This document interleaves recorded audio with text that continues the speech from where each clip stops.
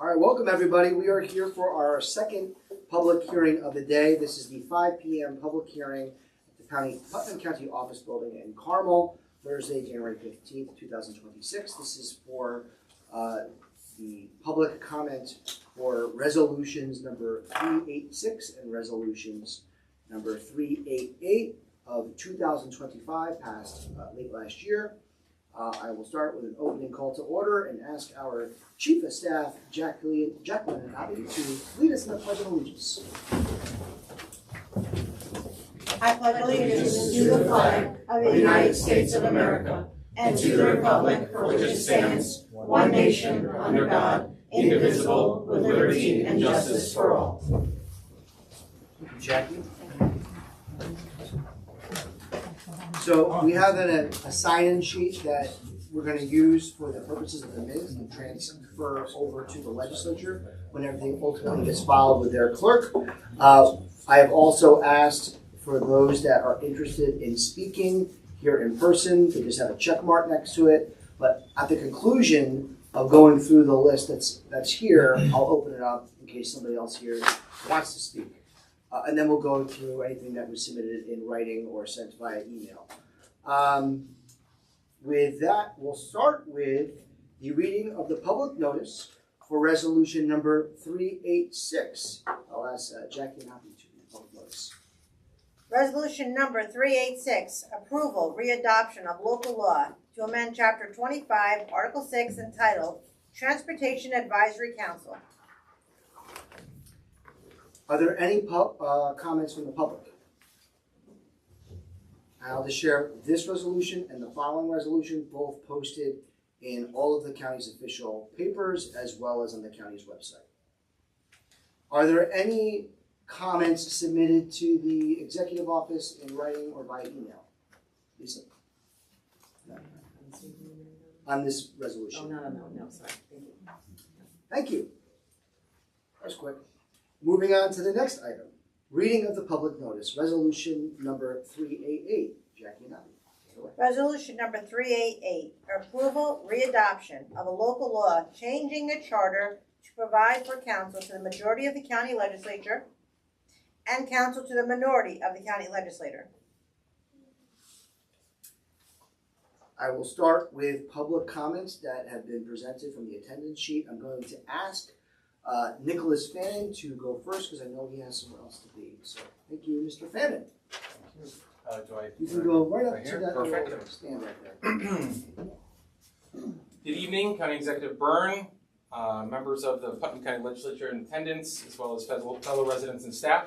Thank you very much for the opportunity to speak tonight and for all of your service to our community.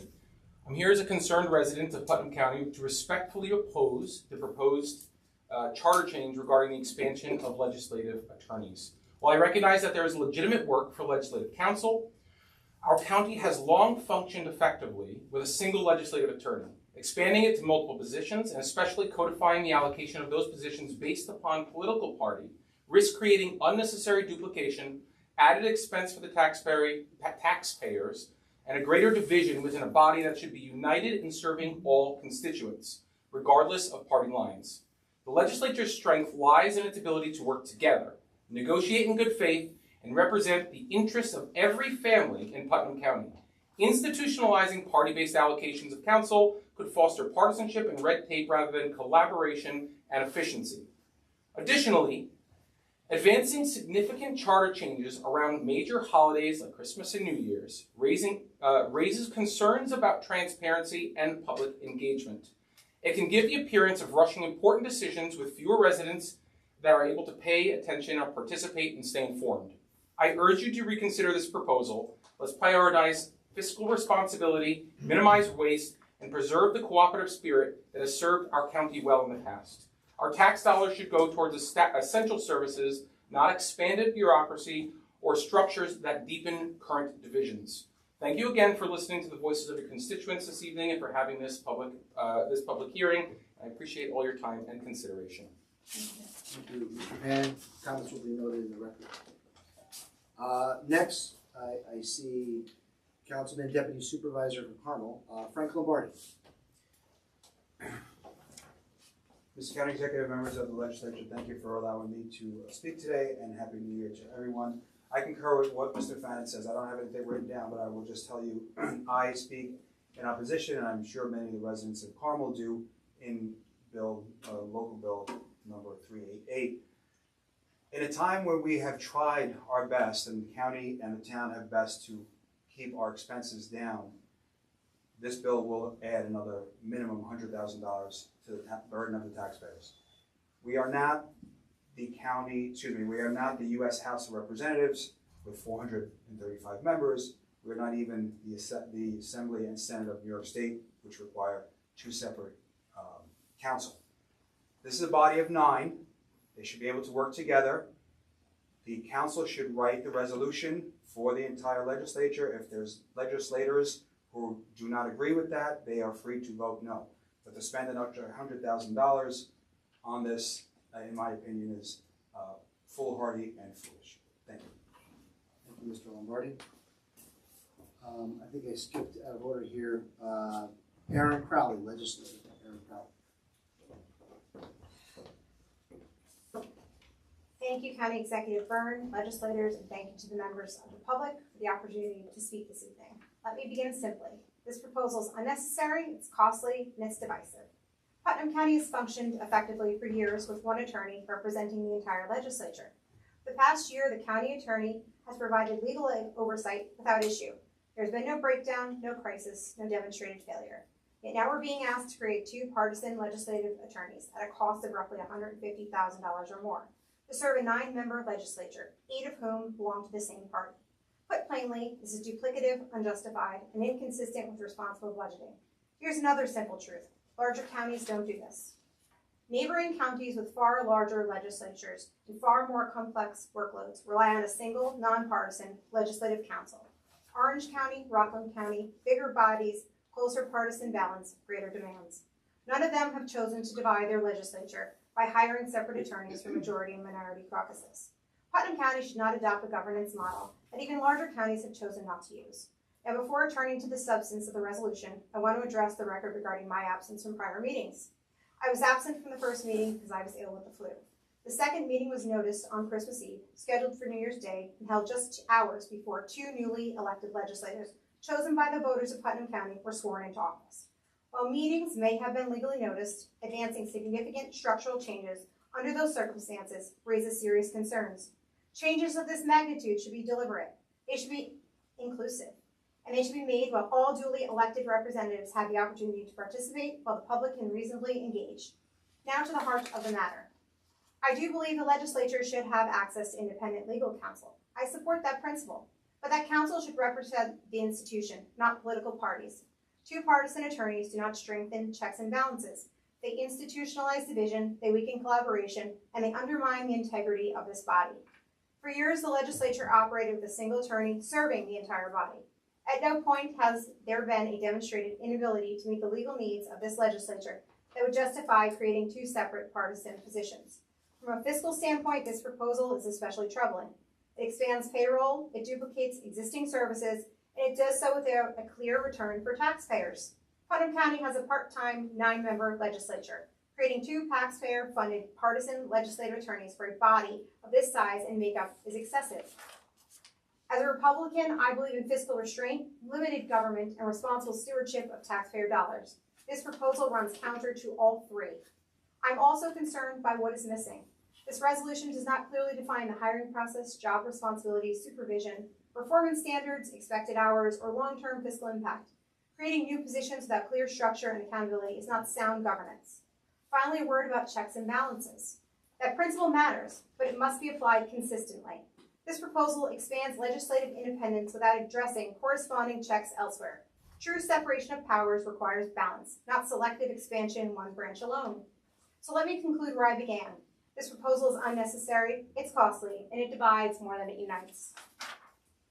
If independent counsel is needed, it should serve the entire legislature, fairly, professionally, and without partisan allegiance. For those reasons, procedurally, fiscally, structurally, and principled, I cannot support this resolution as written. I urge you to veto local law resolution 388. Thank you. Legislator Aaron Crowley, District 9. Ms. Crowley, your comments will be noted in the record. Next up, well, I want to go with folks who did not speak in the prior hearing first. We'll go back in case they want to speak again. As I have Jake D'Angelo and Laura Russo here, but they spoke at the 3:30 hearing. We also have legislator Nancy Montgomery. Sure. Thank you. I do wish we operated like the state or the federal government and that we had sessions, but we don't. So we actually work until December 31st. We work up until the last day of the year. And so I just want to address a few, now many points. We've heard through this process. First, I want to be clear about what this local law does and what it does not do. This law is about legislative capacity. It's not about a conflict between the county executive branch and the legislature. And it's not about any dollar amount. So we've heard over and over again from legislators who actually adopted this budget unanimously, commenting that this local law that we have is about a dollar amount. It doesn't reflect a dollar amount in one word of it. So this law gives the legislature the tools it needs to do its work effectively, regardless of who holds power at any given moment. We're the legislative branch. We make the laws of Putnam County. The county executive is just that. He's the executive. So right now we're a legislative branch without independent counsel. So this law doesn't appropriate funds. I've made that clear.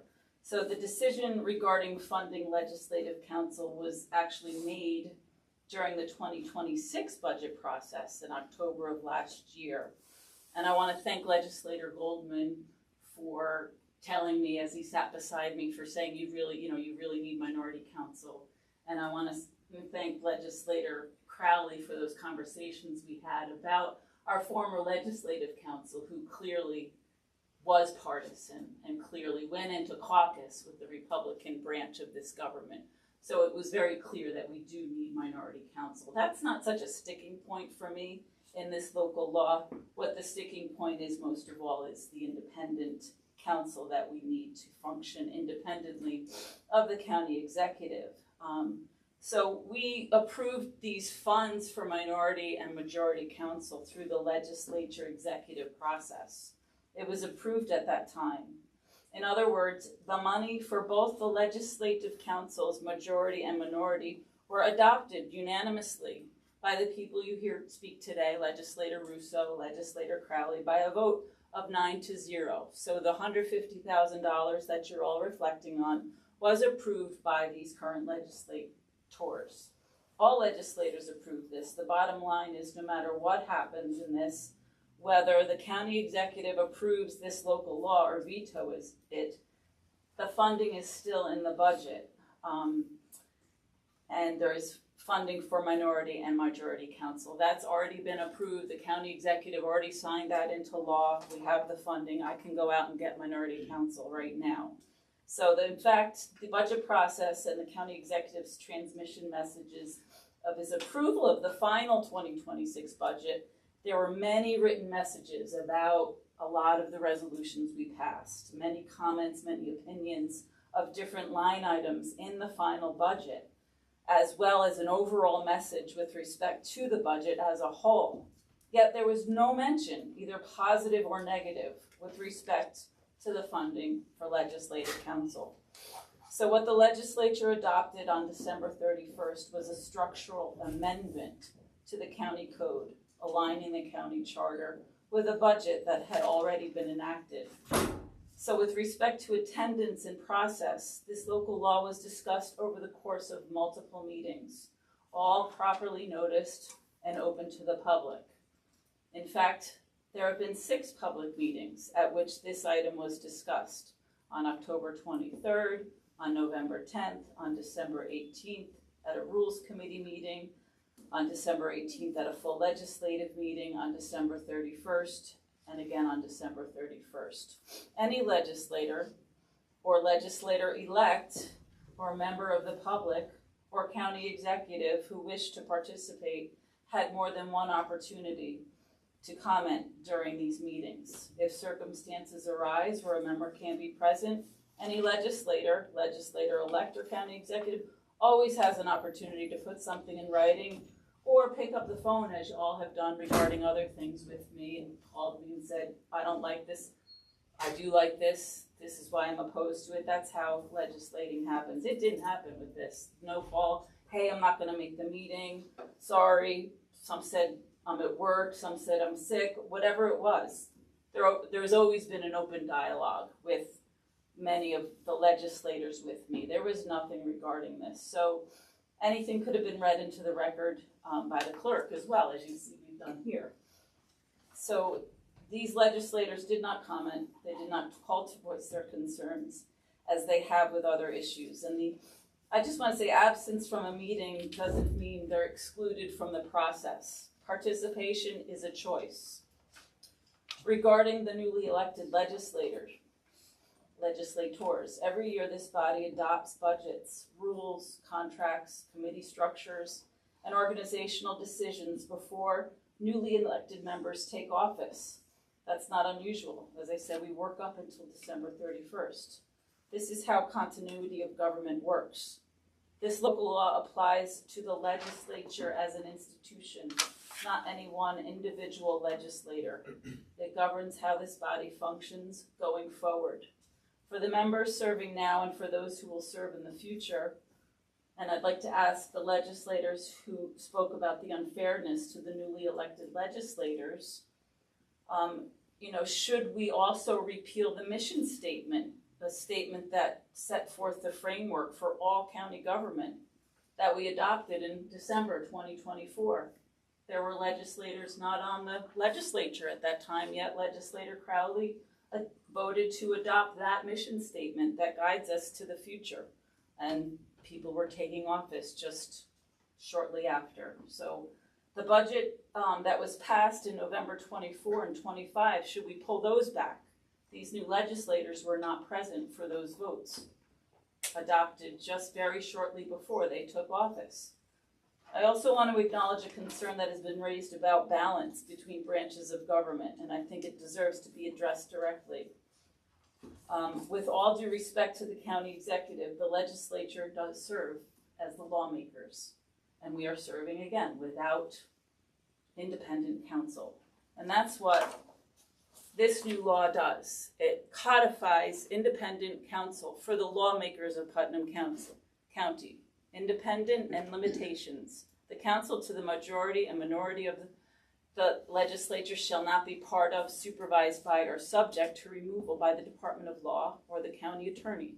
Their functions should be strictly advisory and legislative in nature. They shall not appear as attorneys of record for the county or in any court. So we're not here to say our lawyers are going to represent the county, what the county attorney does for their health department, for the sheriff's department if they do that.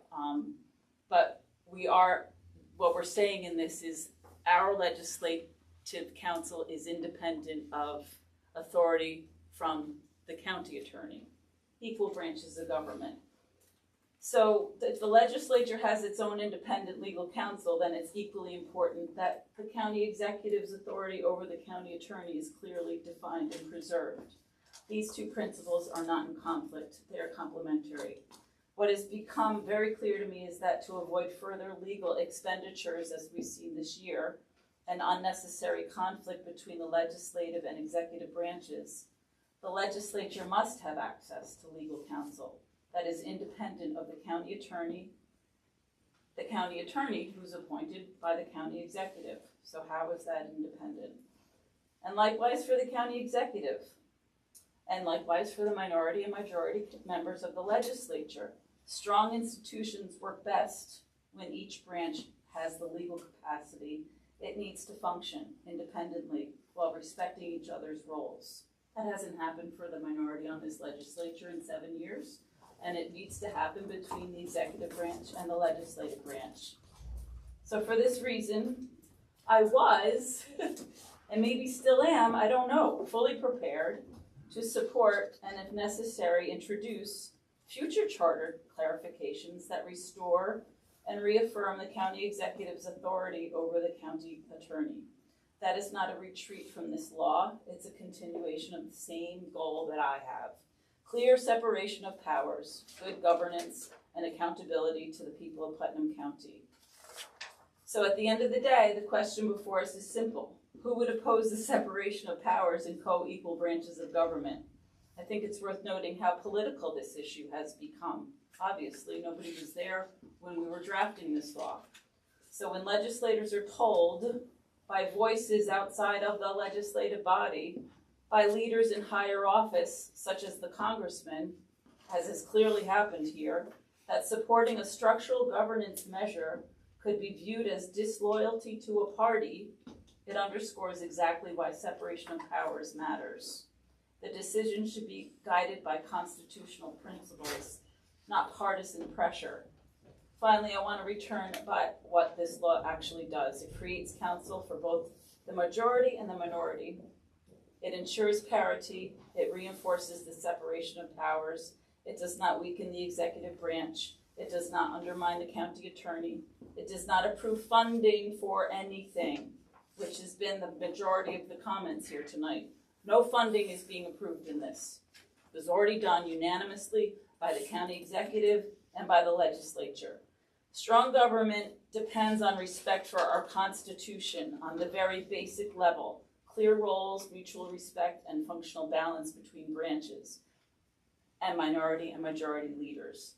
That is what Clause E does in this local law. That is what this local law is about. County government is not exempt from constitutional principles. The separation of powers is not optional at a local level. It is the foundation of public trust. If prior charter language blurred that separation, and I opposed those provisions when they were adopted, then the answer is to not compound the problem. The answer is to fix it. Two wrongs don't make a right. Honoring the Constitution moving forward is what makes this right. And I believe the record, taken as a whole, will reflect that clearly, very clearly today. No branch is diminished when the Constitution is honored. The people are protected. Thank you. I have a copy of that, Nancy. I'm going to have to send it to you. Okay, perfect, thank you. Moving on, I'm just gonna ask, Legislator Reed, do you want to say anything? No comment this time. Sure, Positive. this is where I Absolutely. get to hear you, all right. I'll go back to, because I'm only going back to, because we have the next two is Jake and Laura. So I'll go to Jake D'Angelo, Legislator D'Angelo. Thank you, and I read this at 3 p.m., but I'm glad to be able to do it again. Jake D'Angelo, Putnam County Legislator representing the 5th District and a resident of Carmel Hamlet. County Executive Byrne, I'm here today to urge you to veto this resolution. This local law was rushed through the legislature under circumstances that raise serious concerns about good government, transparency, public trust, and critically about the respect for the people of Putnam County. Special meetings were hastily scheduled on the 18th and 31st of December, despite 3 sitting legislators, Russo, Crowley, and Goldman, advising legislative staff in advance that they were unable to attend due to long-standing scheduling conflicts. It is difficult for me to understand why these dates were selected anyways. More troubling still is that this resolution was passed on the very last day of the year, specifically 3.5 hours before I was sworn into office. That timing is not incidental, as the voters had already spoken. They elected a new legislature, including me, to represent them. Yet this outgoing body chose to rush through such a significant structural change to the legislature only hours before I took oath, effectively silencing the voice that the public had just chosen. That undermines the mandate given by the voters, and it also damages public confidence in the legislative process. The substance of law compounds these concerns as well. The positions created are parliamentary and advisory in nature, advising on procedure, drafting, and research, functions that are inherently nonpartisan. Creating a party-specific legal advisory role for these functions serves no legitimate governmental purpose and instead risks institutionalizing division in a body that is obligated to govern collaboratively. And it's also fiscally irresponsible. Legislatures and counties larger than Putnam operate effectively with only single legislative counsel. We don't need two lawyers. Duplicating legal services at the expense of the taxpayer is unnecessary and wasteful. I also believe that there's an argument that this law raises serious legal concerns. By creating an alternative legal advisory structure for the legislature, it diminishes the authority of the county executive, in whom the charter vests the power to appoint the county attorney as the county's sole legal advisor. A change of this magnitude alters, in my opinion, the balance of power established by the charter, and in my opinion also should have been subject to a mandatory referendum. The failure to do so warrants a veto. The timing and sequence of events surrounding this vote further undermine public confidence. The deciding vote was cast by a single legislator who shortly thereafter broke with their party and casted the deciding vote for the chairman of the legislature. I won't assert that those actions were connected, but their proximity certainly creates an appearance that should concern anyone who values ethical government. I also want to clarify the fiscal implications. Approximately $150,000 was included in sub-contingency as part of a broader budget negotiation that I'm not sure I would have supported had I been in office, but nonetheless, these funds will only be spent if the local law is allowed to take effect, either by your declining to veto or by the legislature overriding a veto. Absent that, a future legislature may reasonably determine these funds should be allocated differently or not spent at all, including being returned to the taxpayers. Allowing this law to stand would also bind future legislatures by embedding these positions in law and requiring a supermajority to undo what should otherwise properly be an ordinary operational decision. That is an extraordinary constraint imposed through a rushed end-of-year maneuver by an outgoing body. There are simply too many unanswered questions regarding time, legality, process, cost, and motivation to allow this law to take effect.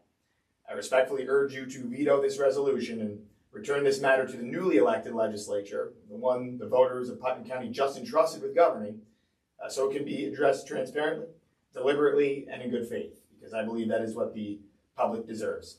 Thank you. Mr. D'Angelo, kindly place him for the record. Go back to Laura Russo, but I'm sorry if I'm skipping around here. We're going back to folks who did present at 3:30. If there's anyone else that wants to speak, I'll try to put you ahead. But Laura's who I got last year, so Legislator Russo.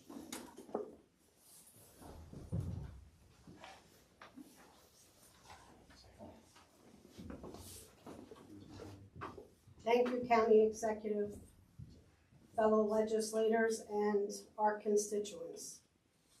I'm writing to urge you to veto Local Law Resolution 388. This local law was rushed through the legislature, undermining transparency. Special meetings were called on December 18th and the 31st. I advised legislative staff in November of my year-end schedule, and I'm disappointed that meetings were called anyway, and the resolution was passed on the very last day of the year. It would only be a few hours later that swearing-in ceremony would commence for the newly elected legislators. We are undermining the democratic process by not including those newly elected on an extremely important decision to spend taxpayer dollars. I do not believe in creating a political party-specific role. We have been provided legislative counsel by Putnam County, and the legislator was well served last year. I can't justify spending additional tax dollars on a duplicate role. I have the utmost confidence we will continue to be well served by our current legislative counsel. We need to work collaboratively on behalf of the people of Putnam County. I took my oath to represent the people of my district as well as all Putnam County residents. These funds of $150,000 were in the budget but are currently in sub-contingency. However, I would approve returning these funds to the taxpayers.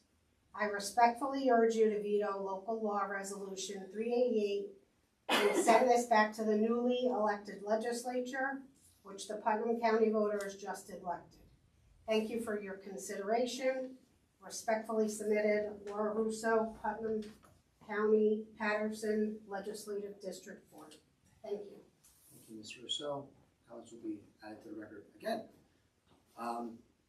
Before I go to any written or electronic statements that were emailed to the office, I'll ask again, is there anyone else? I would like, actually like to Mary? get up. Let's make sure you say your name so that Yes, the recording can absolutely. hear it. Mary Smith, Town of Patterson, former councilwoman for the Patterson Town Board. I would like to applaud the legislators that got up and spoke to veto this bill or law, whatever you have. I'm sorry, I'm new to coming in and hearing this. This is something that has just come to my ears. Being on the Patterson Town Board, I'm aware of how a board works together and a fiduciary responsibility of making sure that we mind the taxpaying dollars. Also working with a council that represents the entire board. And to see that we would need council to represent different legislators of this panel is very disconcerting to me because I see that it's a waste of money. I know that the town council is for the entire legislators, just as it was for the entire board. And when you're starting to split them off, it seems a little unethical to me, and also seems like, I'm sorry, I'm gonna just flat out say it, it's a waste of money.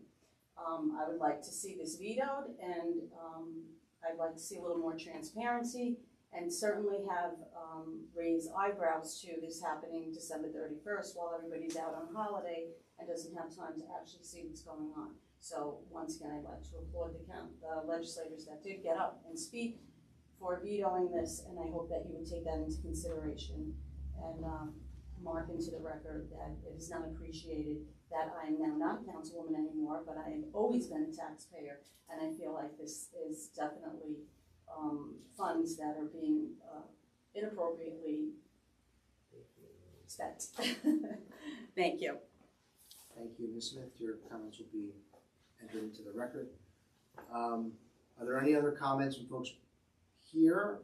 And if not, we'll go to those that were submitted in writing. There being none, seeing none, I'm going to ask our Capital Secretary and/or Chief of Staff, they might like alternate because I think there's a couple now, to read these. Just please make sure you start and end by saying their name. Since some of these were read at the 3:30, I am going to start with the newest ones. Okay. This email is from Lynn Eckhart, and her subject is Minority Council. Dear County Executive Byrne, after much reflection, I'm writing to you to urge you to veto the legislation expanding legislative council positions for Putnam County Legislature. I'm saying this as an overburdened taxpayer with long experience in government. I served on the Southeast Town Board for 8 years and now serve on the Southeast Planning Board. I was the minority party on the Southeast Town Board for 2 terms, and not once did I find that I needed counsel. I always assumed that the attorney was there to protect the town, the residents of Southeast, and lastly, the town board.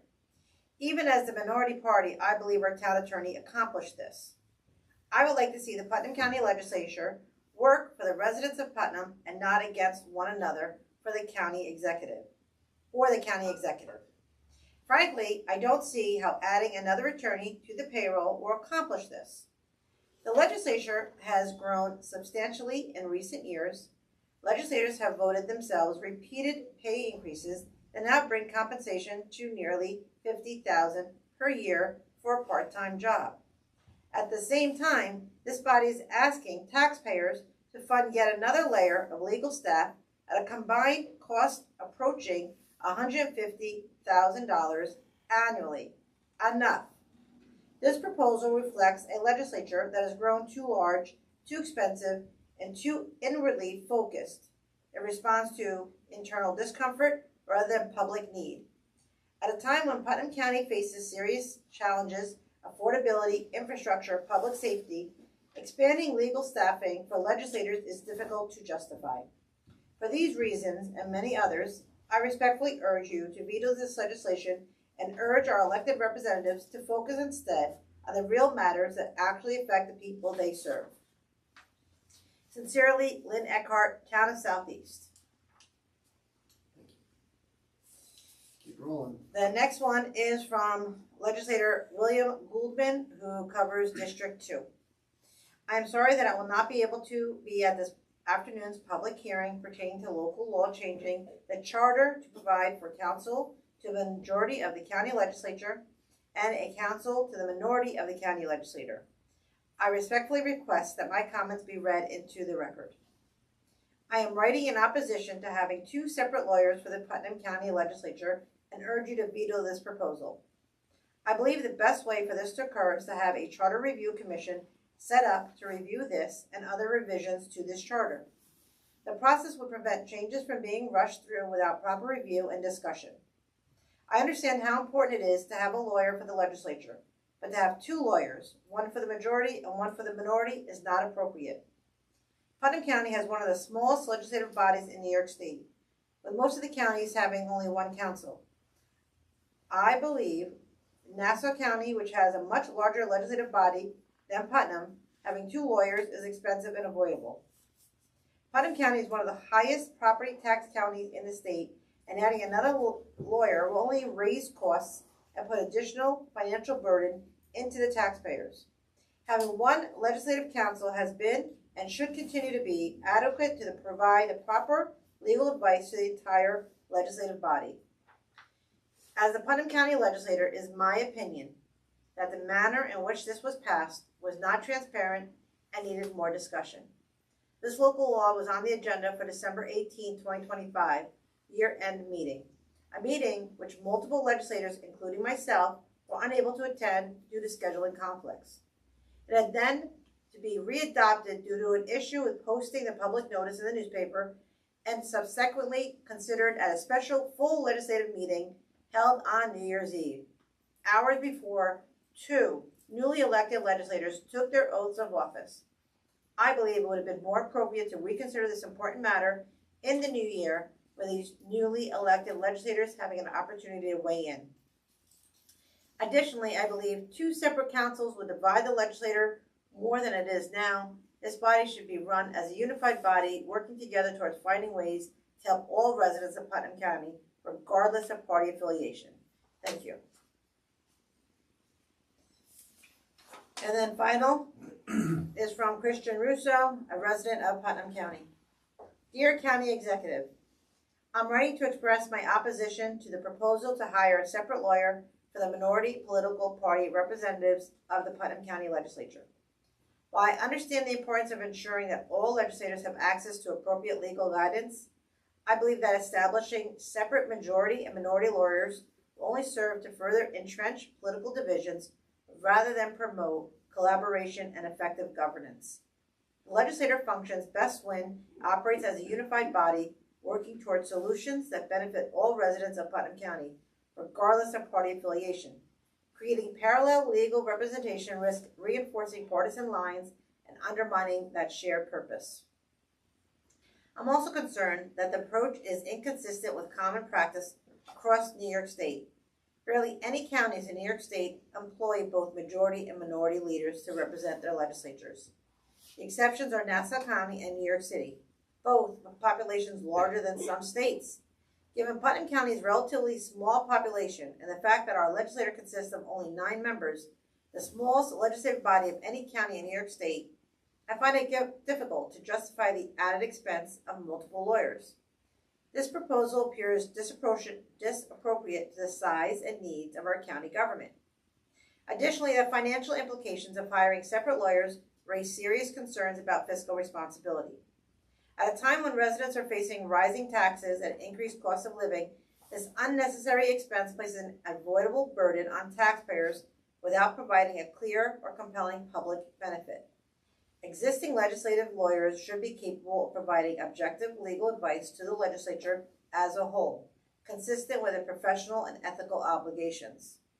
Finally, I'm troubled with the manner in which this proposal was voted upon. The vote took place on December 31st, 2025 at approximately 1:30 p.m. As an outgoing legislators were concluding their terms and before incoming legislators had the opportunity to weigh in on a significant policy decision. Regardless of intent, this timing creates the appearance of a rushed process and undermines public confidence in a transparent and accountable governance.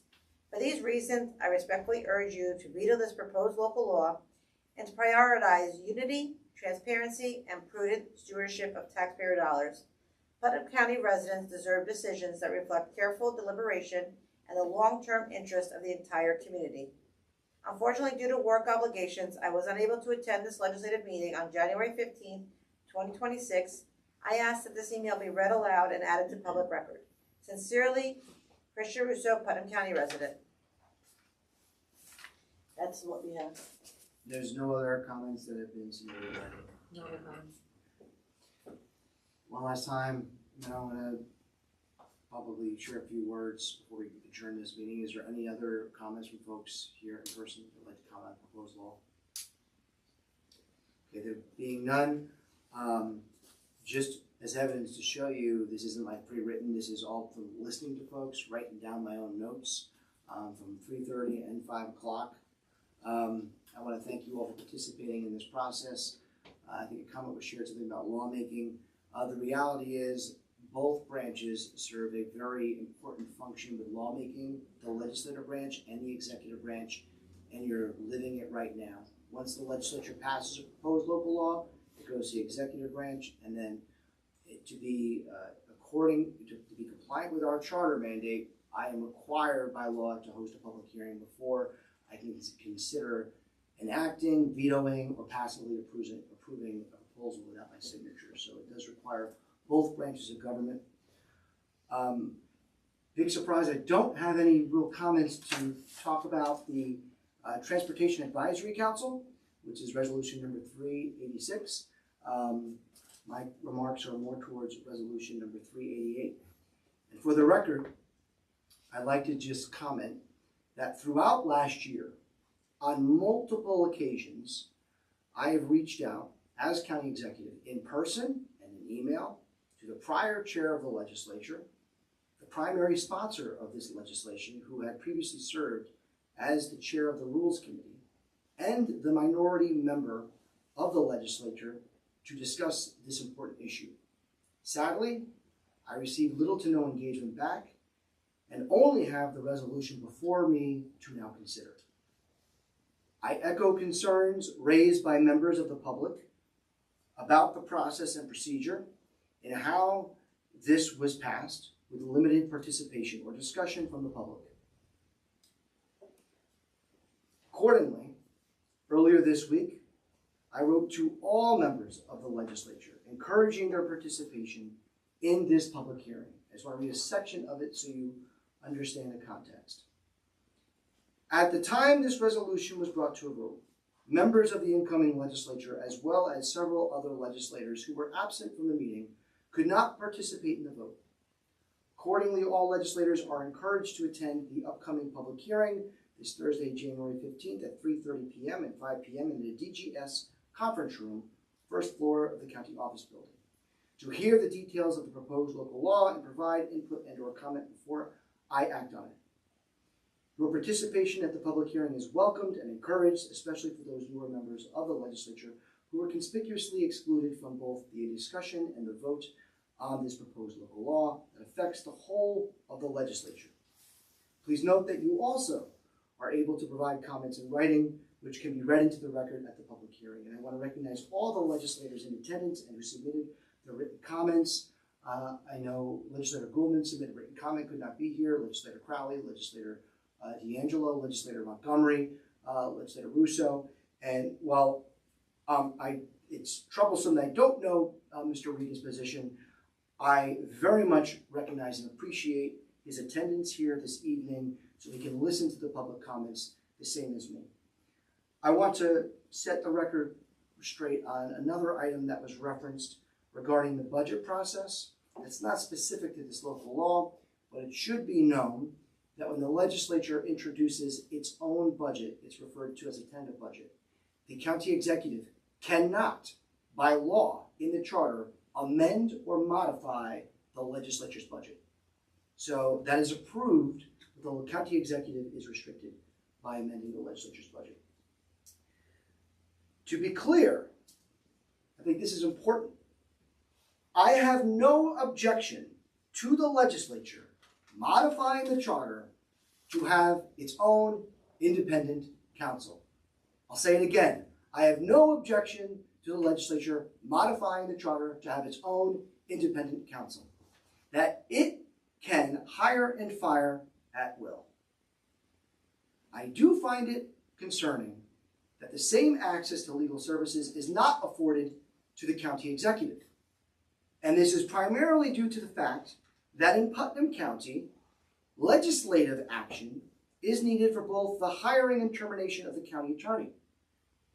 No other county in the state has these restrictions because the county attorney provides an important function of providing legal services to all branches of government, all departments, all elected officials to the county. And he or she should be viewed as an extension of the executive branch without those conditions that are currently in Putnam County's charter. I do appreciate Legislator Montgomery's comments about recognizing that, although that's not in the proposal before us. I have a lot to consider before acting on this proposal, including the cost, the duplications, and the partisanship it creates. However, I also want to be clear that should the legislature pass a clean amendment, providing itself independent counsel, one attorney, for the legislature, I will gladly sign it. Again, pass a clean amendment, providing itself independent counsel, one attorney, for the legislature, I will gladly sign it. And while you're at it, please consider revisiting and repealing the problematic sections of the charter that limit the executive branch's access to regular counsel that it can independently hire or terminate. Alternatively, the legislature could always pass a resolution reconvening the Charter Review Commission to resolve some of these remaining disputes amongst its own members in a manner that is deliberative and respects checks and balances for both branches of government. And that is why earlier today, I have proactively made such a recommendation and sent a draft resolution for the legislature's consideration. And I did that regardless of this proposal's outcome. I want to thank again everyone for being here this evening. I appreciate your comments and your time. And without any other comments, I will declare this meeting adjourned. And